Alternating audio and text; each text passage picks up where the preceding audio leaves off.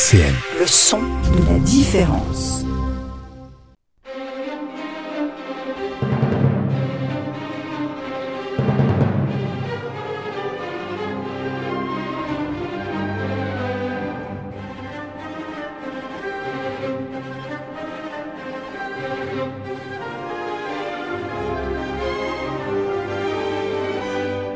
Tempo classique sur RCN, Dominique Breda. Bonsoir à tous. Quand on est musicien, on a souvent envie de partager cette passion avec d'autres. Le problème est alors de savoir comment trouver des partenaires. Il y a bien comme moyen la bouteille à la mer du message sur les réseaux sociaux, mais avec tout ce que l'on peut imaginer en guise de réponse. Il y a aussi tous les stages d'été qui proposent des formules dans lesquelles la pratique musicale se fait sous différentes formes. Et puis, il y a l'association des musiciens amateurs, dont l'objet est justement de mettre en relation les musiciens qui souhaitent pratiquer la musique avec d'autres. Nous passerons donc cette heure en compagnie d'Anaïs Janssen, qui est la présidente de la branche Lorraine de l'association des musiciens amateurs. Bonsoir Anaïs. Bonsoir Dominique. Eh bien, on va commencer par écouter un petit peu de musique. C'était un concerto en 3 mouvements pour plusieurs instruments en mi mineur, joué par l'ensemble Poséidon avec 2 compositeurs, Evaristo Felice d'Alabaco pour le premier mouvement et Georg Philipp Telemann pour le second et le 3e mouvement. Alors avec Koji Yoda et Kazumi Higurashi au violon, Young-Yoon Kim à l'alto, Lena Thor au violoncelle, Léonard Lépicier à la contrebasse, Nicolas Makoviak au clavecin, Sébastien Beretta au traverso et Arnaud Condé au flûte à bec, au basson et à la direction. Alors Anaïs, réunir les musiciens, c'est pas un peu le but de votre association, dont vous êtes donc la présidente au niveau de la Lorraine, et vous êtes affiliée à la Fédération française des associations de musiciens amateurs. Comment est née cette fédération ? Alors la première AMA a été créée à Paris par un violoncelliste amateur, Roger Hervieux, qui constatait que la vraie difficulté en musique de chambre, ce n'était pas de jouer, mais de se réunir. Ah oui. Donc, il a fait d'un modeste fichier d'adresse une association des musiciens amateurs, dont il a déposé les statuts en 1953. À Lyon, Juliette Dubost a créé une société de musique de chambre dans les années 60. Puis, peu à peu, encouragés par Roger Hervieux à Paris, se sont créées des délégations en plusieurs villes de province, au gré des rencontres et des hasards. Et donc tout ça s'est fusionné et 40 ans plus tard, il devenait nécessaire de fédérer ces groupes. Et donc Bernard Couteau a été le premier président de la fédération en 1995. Puis d'autres personnes se sont succédées et aujourd'hui c'est Gérard Nicole depuis 2015 qui préside cette fédération française des associations de musiciens amateurs. Très bien. Vous avez des ramifications à l'international ?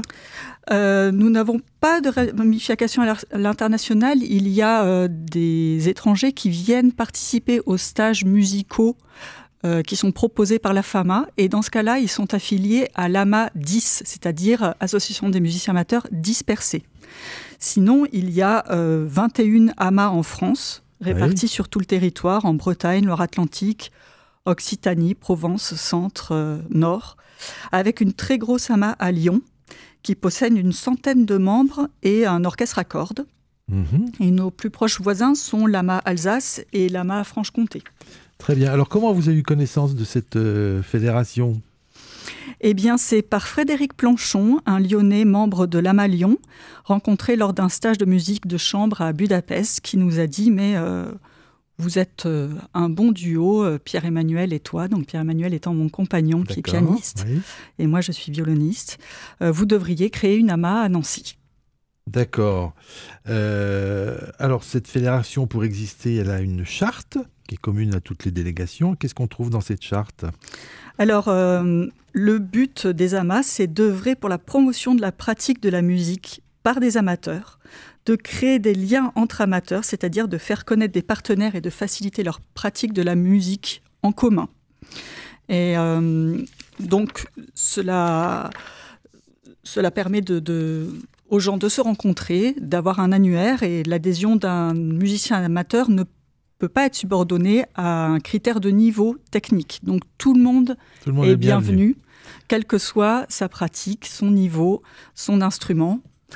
L'idée, c'est vraiment la pratique amateur. On ne se destine pas à une carrière professionnelle quand on vient dans une AMA. Tout à fait. C'est la musique plaisir, c'est la joie de partager. D'accord, donc on l'a dit, il y a une structure nationale et puis des délégations régionales. Les domaines d'action de cette fédération? Alors, elle organise des stages de musique de chambre pendant les vacances scolaires. Donc, les stages sont soumis aux dates de vacances scolaires de là où sont organisés les stages. Donc, il y a des stages à Bayonne, à Alençon, à Sète. Souvent, ça a lieu dans des écoles de musique ou des conservatoires. Il y a un stage d'été au Chambon-sur-Lignon. Et donc, tous les membres des amas peuvent s'inscrire au stage. Et si une personne n'a pas d'amas dans sa région, elle peut aussi s'inscrire au stage, bien sûr. Et dans ce cas-là, elle fera partie de l'AMA 10, l'AMA dispersé. D'accord, les fameux dispersés. Voilà. Quel genre de musique on pratique à l'AMA ? Alors, essentiellement de la musique de chambre. Il y a des amas avec un peu de jazz, de la pratique vocale. Comme je disais, à Lyon, il y a un orchestre, un orchestre assez conséquent. Le but étant que les gens pratiquent ensemble. C'est vraiment le but. Quelques membres sont venus et voulaient pratiquer seuls du piano, en général, puisque c'est l'instrument qui se joue le plus souvent seul. C'est pas vraiment le but. Alors, on les a accueillis, bien sûr. On écoutait le morceau de piano et la personne faisait des rencontres et pouvait éventuellement proposer du piano à quatre mains. Ça, oui, ça, c'est vraiment de la pratique en commun. Mais le but, c'est vraiment que les gens pratiquent ensemble et se rencontrent. Ils se rencontrent, oui, c'est ça. Vous avez donc un annuaire national avec toutes les listes. Vous faites de la publicité, mais on vous rencontre comment au niveau publicité ? On a fait de la publicité à la création de l'AMA en déposant des flyers dans les commerces spécialisés, les luthiers, les magasins de partitions. C'est comme ça que, par exemple, nous avons connu notre secrétaire, Frédéric, violoncelliste. Et en ce moment, nous ne communiquons pas beaucoup, mis à part par les annonces sur Facebook et le site Internet qui va bientôt être remis en service, puisqu'il a été piraté. J'espère que d'ici là, tout sera remis en ordre. En ce moment, la communication passe plutôt par le bouche à oreille. D'accord. Tempo classique sur RCN, Dominique Breda. Alors Anaïs, venons-en à présent à la branche Lorraine de l'Association des musiciens amateurs de musique, qu'on appelle AMA, et c'est la branche Lorraine que vous dirigez. Alors depuis quand existez-vous ? On a créé l'AMA à la fin de l'année scolaire 2016-2017, avec mon compagnon Pierre-Emmanuel, pianiste. Nous jouions beaucoup ensemble et nous avons créé l'association avec un ami pianiste qui habitait Nancy à l'époque, qui a déménagé depuis. D'accord. Et donc, l'association est basée où ? Alors, au début, elle était basée chez nous. Donc, nous nous retrouvions dans notre salon. C'est pour ça qu'on appelle nos rencontres des salons. Et puis, le salon est devenu un peu petit. Et nos enfants sont nés. Alors là, ça devenait vraiment problématique. Ça devient compliqué, oui. Donc, on a trouvé des MJC pour se retrouver. Et actuellement, on se retrouve à la MJC Lillebonne, dans les salles Lénoncourt, les salles de musique, qui possèdent des pianos. Et nous donnons aussi un concert par an dans cette même MJC Lillebonne. D'accord. Alors, vous avez combien de membres à l'AMA Lorraine ? Cette année, on a 25 membres, puis quelques sympathisants. Alors, ils viennent d'où, ces membres ?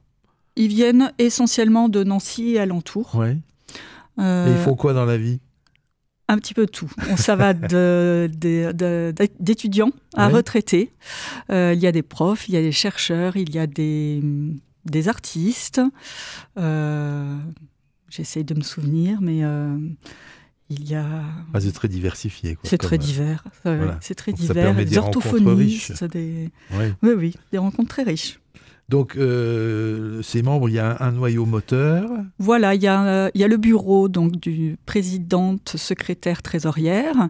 Et puis, je dirais qu'il y a 7-8 personnes qui sont vraiment dans le noyau dur et qui prennent des décisions qui impactent directement l'association. Et puis les autres qui suivent et qui donc se rencontrent, viennent aux rencontres, au salon, et puis s'invitent les uns les autres pour jouer ensemble. Alors, quels sont les instruments représentés? Alors, cette année, on a le quatuor à cordes au complet. On avait une contrebasse, mais qui est venue très ponctuellement. On a des voix, beaucoup de voix depuis 2 ans. Piano, flûte, guitare, basson. Nous avions un accordéoniste, mais il a déménagé à Paris, mais il est toujours dans les fichiers car il revient à Nancy. Nous avions une oboïste, mais elle vient en pointillé. D'accord. Mais normalement, c'est des gens qui viennent régulièrement, parce que vous travaillez un petit peu régulièrement quand même. Ça dépend. C'est vraiment à géométrie variable, c'est-à-dire que les personnes sont dans l'annuaire et quand un tel a besoin d'une clarinette et d'un alto pour faire telle œuvre, il va chercher dans l'annuaire, il appelle, est-ce que tu veux jouer ça avec moi? Et voilà, les gens sont autonomes de cette manière-là. Ah oui, mais c'est assez original comme façon de... Et puis nous nous rencontrons tous les 2 mois environ, Ouais. le samedi après-midi à la MJC Lillebonne. Les gens arrivent avec soit des partitions déjà prêtes et travaillées et ils ont partagé les fichiers avec les autres membres, soit ils amènent des partitions comme ça, un lot de partitions, et puis on fait la lecture et puis éventuellement on adapte avec ce qu'on a comme instrument. Ah, ouais. Donc un violon remplace une flûte ou inversement, etc. D'accord. Donc vous répétez tous le même jour, mais pas dans la même salle quand même. Voilà, c'est la MJC Lillebonne, c'est ça l'intérêt de cette MJC, c'est qu'elle a plusieurs salles avec piano, et donc on peut se répartir dans les 3-4 salles qu'il y a. Oui. Et donc c'est assez marrant parce qu'on cherche les gens. Bon, nous on a fini, alors on va chercher. Oui, il y avait Clotilde à la flûte qui était en train de faire du forêt dans l'autre salle, mais puis finalement Clotilde a changé de salle, etc. Ça fait ambiance très potache. Et donc, vous produisiez, vous disiez tout à l'heure, une fois par an à la MJC Lillebonne. Voilà, c'est ça. En général, on a la salle EG, c'est cette salle à l'étage qui a un grand piano à queue qui est libre au mois de... en général, fin janvier, début février. C'est une salle qui est très demandée. Oui. Donc, qui est tout à fait adaptée à notre association parce qu'elle a une jauge de 60-70 places. Et donc, il y a ce beau piano à queue et cet espace pour donner des concerts. Donc, on fait ce concert-là.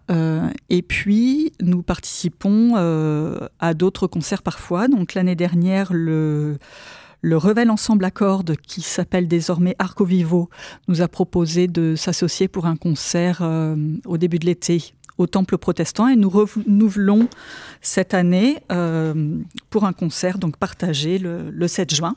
Alors cet ensemble Arco Vivo, il est dirigé par qui? Il est dirigé par Guillaume Baudet. C'est un ensemble à cordes qui a été créé en 2016 par des passionnés de musique. D'accord. Donc ce sera au Temple le 6 juin. Le 7, oui. Samedi 7. D'accord. Et alors vous avez d'autres choses prévues au niveau concert, animation? Oui, donc le 14 et 15 juin, le château de Villeauval ouvre ses portes et nous allons faire des petits moments musicaux. Donc ce sera pas un concert à proprement parler, ce seront différents moments musicaux de 20 minutes ou une demi-heure tout au long de la journée, oui. Le samedi et le dimanche, qui ponctueront les animations présentes déjà au château. Il y aura des costumes napoléoniens, des tirs de canon, et des artisans dans la cour du château, et puis des petites animations pour les enfants. Et comment vous êtes arrivé jusqu'à ces animations au château de Villeauval? Alors le château de Villeauval, la famille qui habite s'emploie à restaurer ce château qui est dans la même famille depuis 150 ou 200 ans. Et ils ont rencontré un couple qui a acheté un château en Lorraine, le château de Jaulny. Et je connais la femme de ce couple qui s'appelle donc Aurore Thiebaud et qui est également musicienne. Donc j'ai joué déjà de la flûte avec Aurore Thiebaud.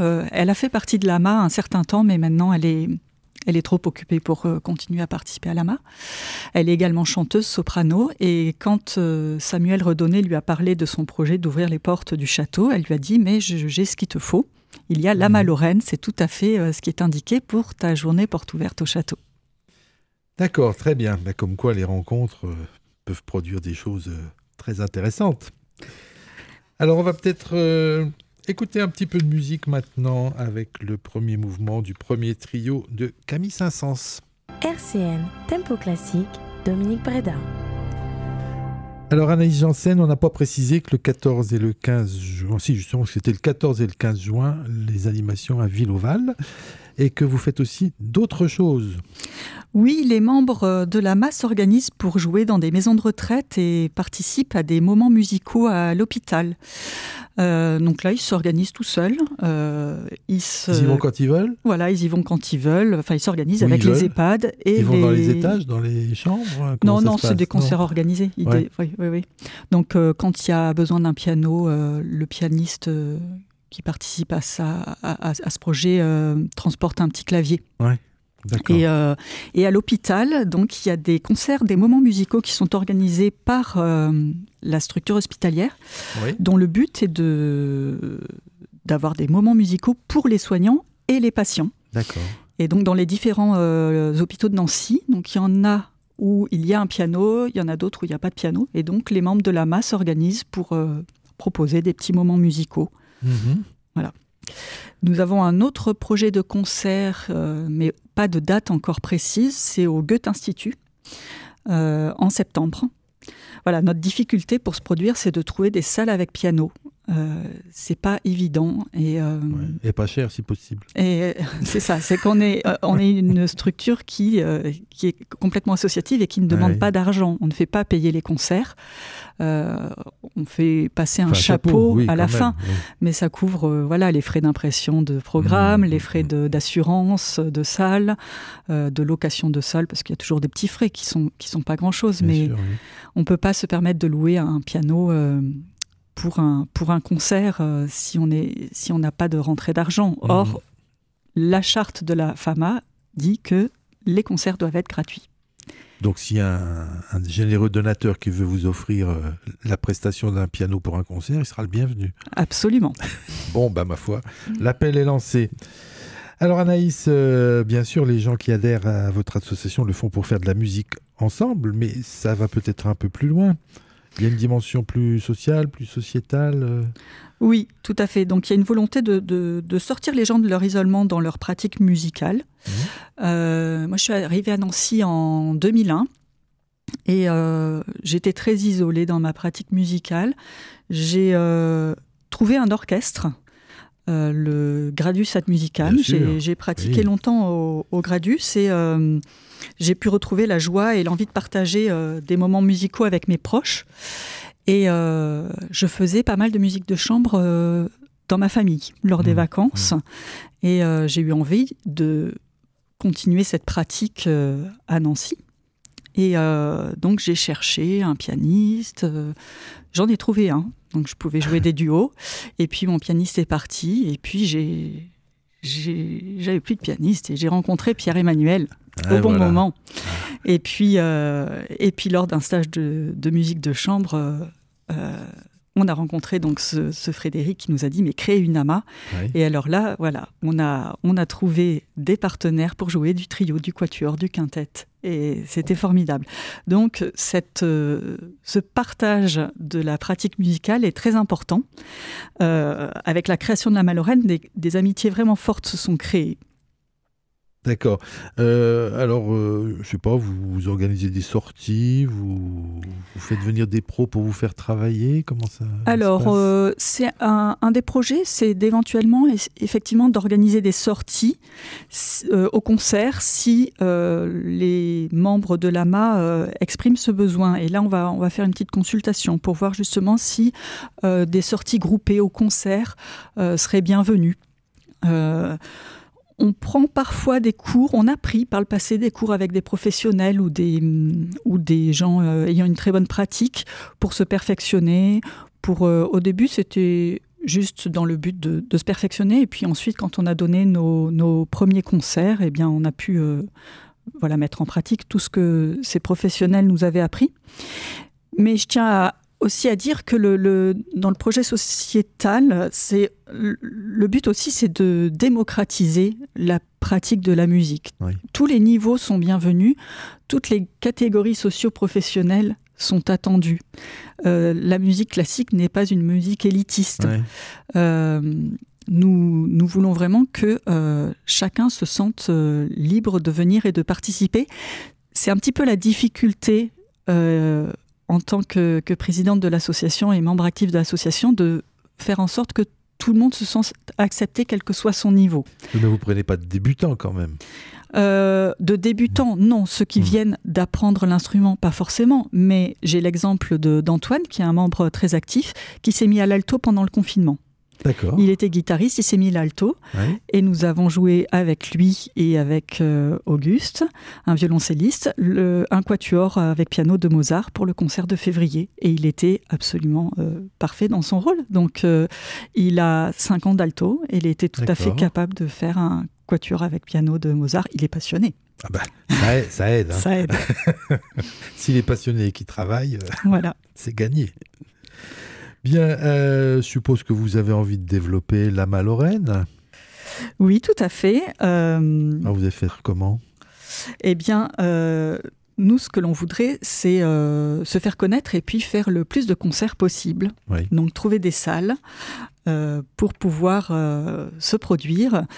Pour la première fois, au concert de février de la MJC Lillebonne, j'ai dû refuser certaines pièces proposées, puisqu'il y en avait trop. Donc c'est un bon signe. C'est un bon signe, c'est un succès pour l'association. Et donc on a envie de se produire de plus en plus. Et donc là, avec le bouche à oreille, avec les rencontres... avec les émissions de radio. Et les émissions de la radio, on espère que cela pourra se produire. Et puis, j'ai un autre projet aussi, c'est de créer un fonds de partition pour que justement, on ait de quoi déchiffrer à très petit niveau lors des rencontres tous les 2 mois. Donc, je suis en train d'essayer de trouver des idées de partition, par exemple des petits trios de Haydn. Ça, c'est très facilement déchiffrable et on peut mettre des débutants, comment dire, pas des débutants qui viennent de sortir leur instrument de leur boîte, mais qui ont très peu d'années de pratique ou qui ont un petit niveau avec un trio de Haydn et ça fonctionne tout de suite. Et donc là, j'aimerais créer un fonds de partition pour alimenter ces rencontres et permettre à tout le monde de jouer. Donc avis à ceux qui ont des partitions en trop et qui pourraient vous les céder. Voilà, et puis surtout avis à ceux qui ont des idées de partition et d'arrangement. Oui, ou vous voulez trouver des arrangeurs aussi. On peut trouver des arrangeurs, oui. On a certains membres qui arrivent à faire ça. D'accord. Vous avez des contacts, vous faites des échanges, vous avez des projets avec les autres amas de France ? Non, pour l'instant, on n'a pas de projet. Je rencontre les présidents d'amas des autres régions lors de l'Assemblée générale de la FAMA. Ça permet de discuter et de voir le fonctionnement des différentes amas en France et de se donner des idées, des petits tips, des idées de projets ou des astuces. Mais pour l'instant, il n'y a pas de projet en commun. Pas de projet commun. Bon, écoutez Anaïs, on va vous remercier d'avoir participé à cette émission. J'espère que ça fera connaître l'association des musiciens amateurs dans sa branche Lorraine que vous dirigez. Merci beaucoup Dominique. Et puis on vous souhaite bonne continuation dans toute cette belle entreprise. Voilà, merci à Jean-Luc pour la technique. C'est tout pour aujourd'hui. On se retrouve mardi prochain. Bonne semaine à l'écoute des programmes de RCN. RCN, www.rcn-radio.org